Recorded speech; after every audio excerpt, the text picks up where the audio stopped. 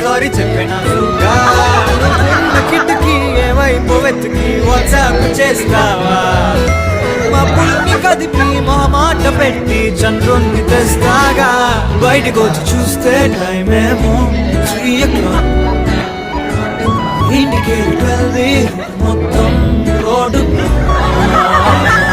బయటకు వచ్చి చూస్తే టైం ఏమో 3 o'clock ఇంటికి వెళ్ళి మొత్తం రోడ్డు